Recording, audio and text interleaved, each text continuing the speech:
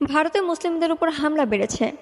অল্প কিছুদিন আগে ঘটে যাওয়া ঘটনা থেকে জানা যায়, মুম্বাই নগরীর উপকণ্ঠে মীরা রোড দিয়ে সিএনজি চালিত অটোরিকশা চালিয়ে নিয়মিত যান ২১ বছরের মোহাম্মদ তারিক।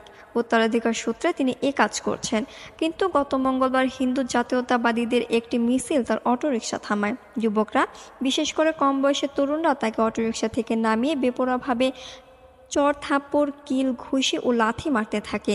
এরপর থেকেই তারিক আতঙ্কের মধ্যে দিন পার করছেন। হিন্দু ও মুসলমানদের মধ্যে দাঙ্গায় শতাধিক মানুষ মারা গিয়েছিল, ৪৩৮ জন আহত হয়েছিল, ৭,০০০-এর বেশি লোককে গ্রেপ্তার করা হয়েছিল, ৭০,০০০-এরও বেশি মুসলমান তাদের বাড়িঘর ছেড়ে পালিয়েছে এবং ৫৫,০০০ ভারতীয় সেনা তাদের সুরক্ষা দিয়েছে। এই দাঙ্গার পরে কলকাতার মুসলমান রাগের চেয়ে আরও বেশি ঘৃণ্য হয়ে উঠল। দেশের বৃহত্তম ধর্মীয় সংখ্যালঘু হওয়া সত্ত্বেও ভারতের মুসলিম সম্প্রদায়গুলো প্রায়শই হিন্দু জাতীয়তাবাদীদের দ্বারা সহিংস আক্রমণ ও হামলার শিকার হয়েছে। অতীতে এই আক্রমণগুলো সাম্প্রদায়িক সহিংসতা হিসেবে বিবেচিত ছিল এবং হিন্দু ও মুসলিম জনগোষ্ঠীর মধ্যে সাম্প্রদায়িক দ্বন্দ্ব হিসেবে চিহ্নিত হয়েছিল। তবে বাবরি মসজিদ ভেঙে দেওয়ার পরে হিন্দু জাতীয়তাবাদের উত্থানের সাথে সাথে আক্রমণগুলো আরও নিয়মতান্ত্রিক হয়ে উঠেছে, রাষ্ট্র অনুমোদিত কার্যক্রমের আকার নিয়েছে। ১৯৫০ সাল থেকে শুরু হওয়ার পর ১৯৫৪ সাল থেকে ১৯৮২ সালের মধ্যে সাম্প্রদায়িক সহিংসতার ঘটনাবলিতে হিন্দু মুসলিম সাম্প্রদায়িক সহিংসতায় প্রায় ১০,০০০ মুসলিম নিহত হয়।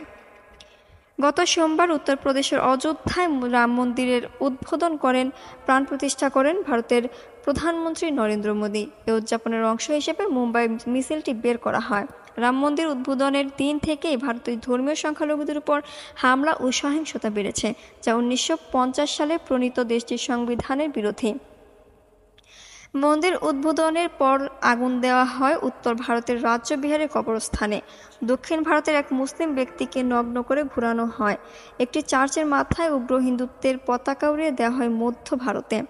গতকাল শুক্রবার ভারতের প্রজাতন্ত্র দিবসের প্রাক্কালে এসব ঘটনা ঘটল।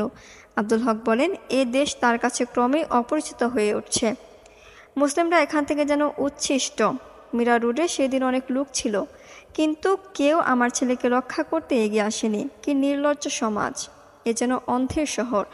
রাম মন্দিরের উদ্বোধন সোমবার সকাল থেকে বিভিন্ন টেলিভিশনে সরাসরি সম্প্রচার করা হয়। গ্রাম থেকে শহরে সব স্থানে বড় এলইডি স্ক্রিনে পুরো অনুষ্ঠান দেখানো হয়। মোদি ও তার সমর্থকদের ধর্মীয় মেরুকরণের বক্তব্য ইউটিউব ও সিনেমা হলেও প্রচার করা হয়। সূত্র আল জাজিরা। সবাইকে ধন্যবাদ জানিয়ে এখানেই বিদায় নিচ্ছি। আল্লাহ হাফেজ।